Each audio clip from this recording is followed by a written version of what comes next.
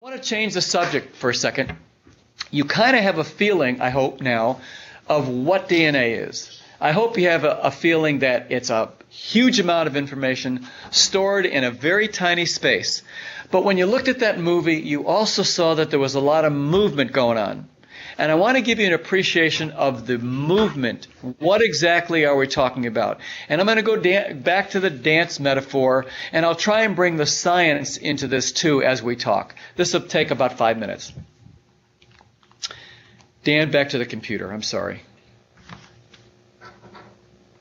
Give it a second, folks. Okay, here we are.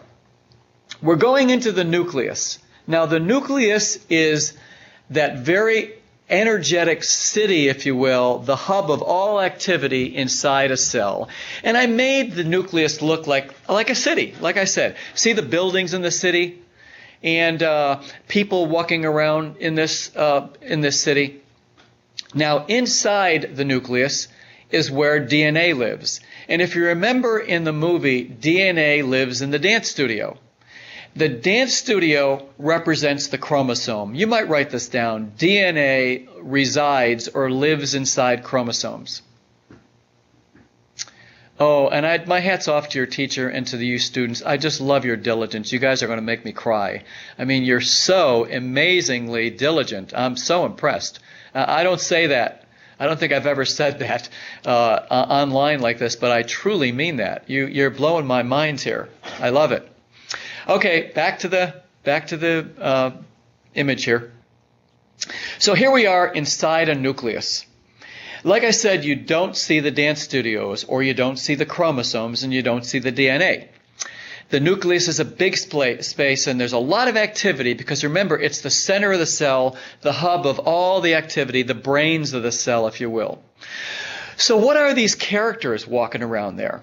Yeah, I see. If you take a look, there's a person sitting on somebody over here. This person's in black and white for some reason. I think it's a girl that is waiting for her significant other to ask her to the junior prom, and she's a little worried that she hasn't been asked that. Maybe that's why she's in black and white. Here's a guy in color.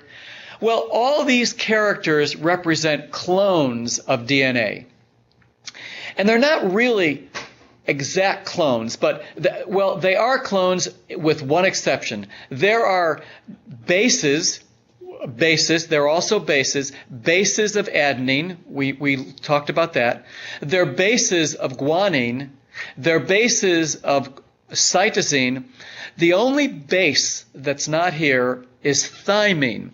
For some reason, the base thymine does not live out here. But what does live out here is thymine's almost identical twin sister, uracil, 99.99999. So if you think of thymine and you think of uracil, they are interchangeable. And adenine will pair up with thymine. You already know that in DNA. But adenine will also pair up with uracil. One of the things I'm going to ask God when I meet him, when I go to be in heaven, is why didn't he just keep it all thymine? What did he bring uracil into the picture for? I'm not sure I understand that. But that is how it is.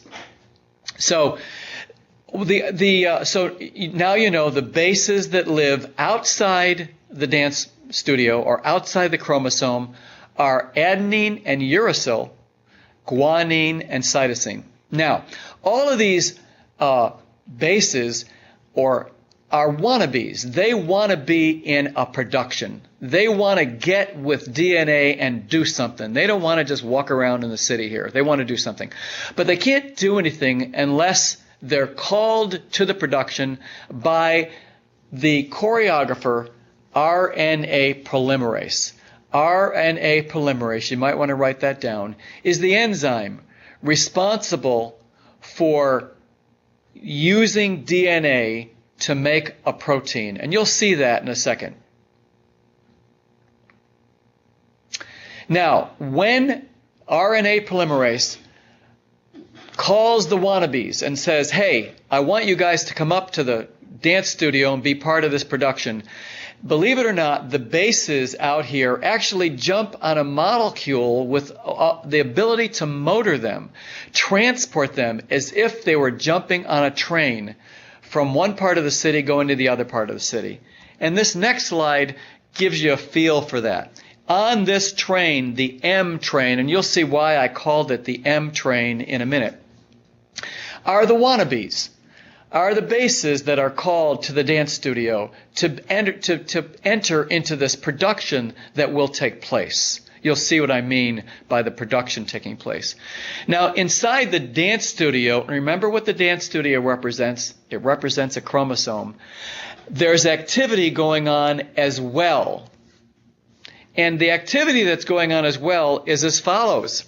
That orange character on the right, RNA polymerase, is going to ask a certain portion of the DNA to let go of its partners, separate from their partners, and be prepared to meet up with these new bases that are arriving from outside the chromosome or outside the dance studio on the M train. And the particular bases that were selected in this case, as you can see, from left to right are adenine or A, thymine T, guanine G, and cytosine C.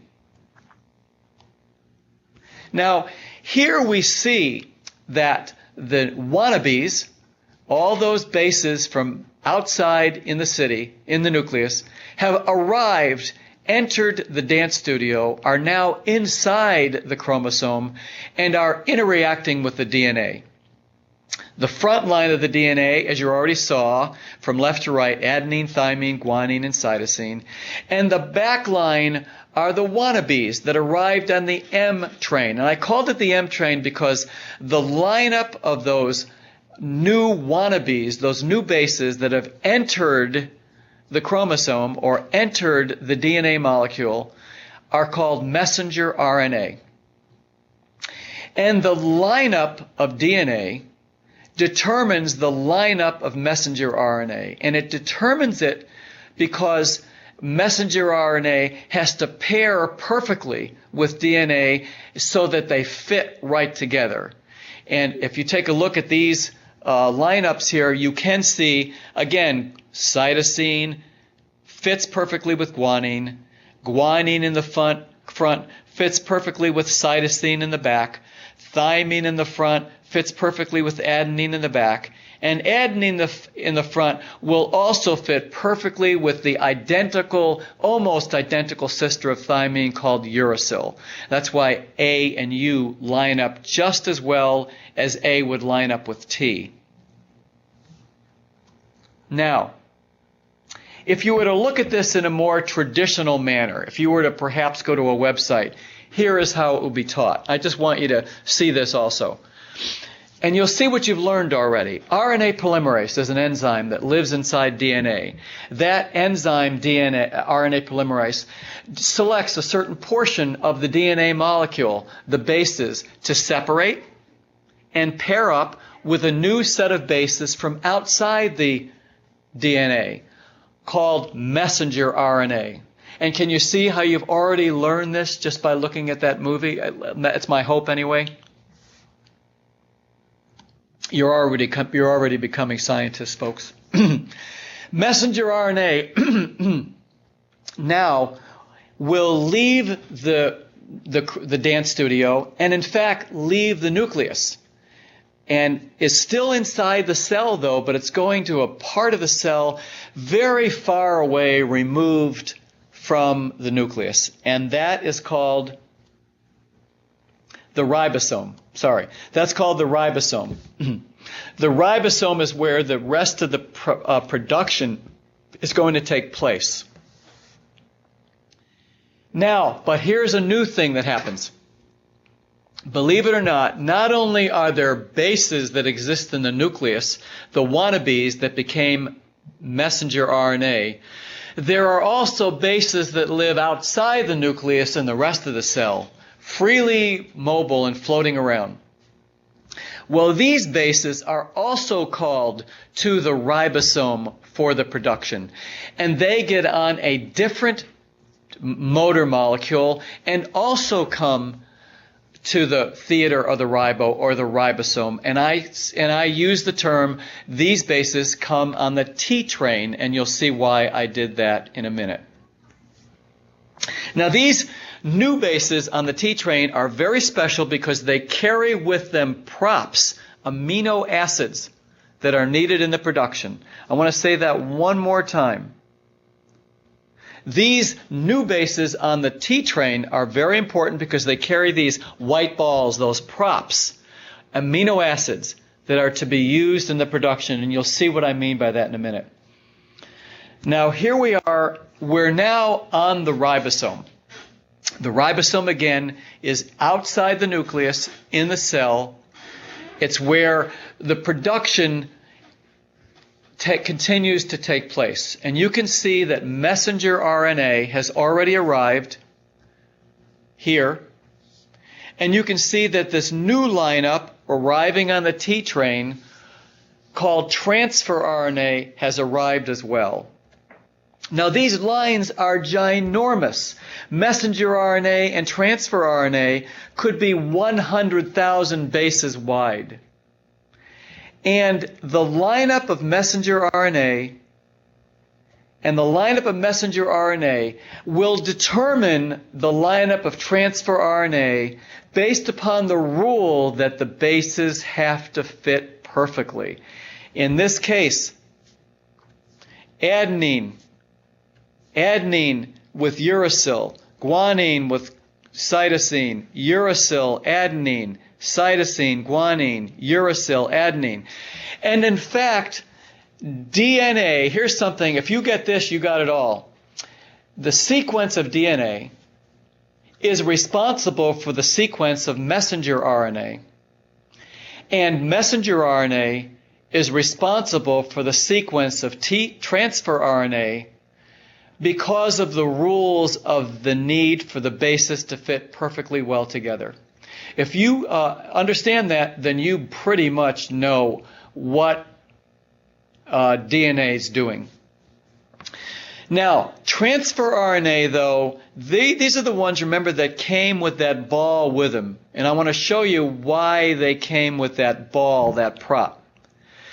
And the reason I show you, and here's why.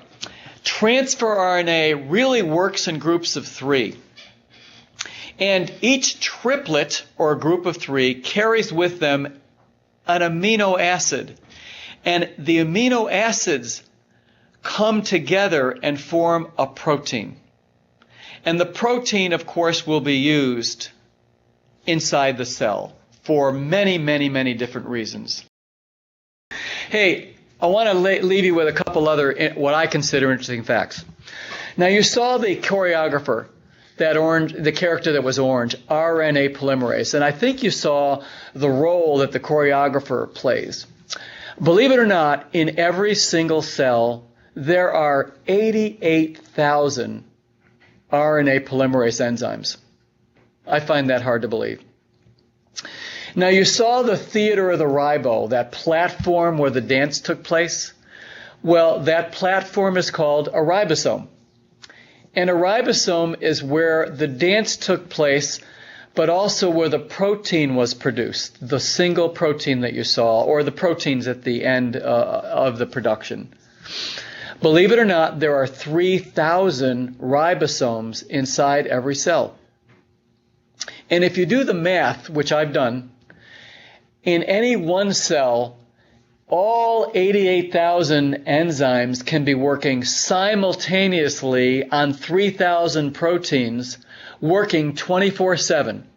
And the amount of proteins that can be produced with that amount of infrastructure, that amount of material, is 8 million per day in one cell, which to me is mind-blowing.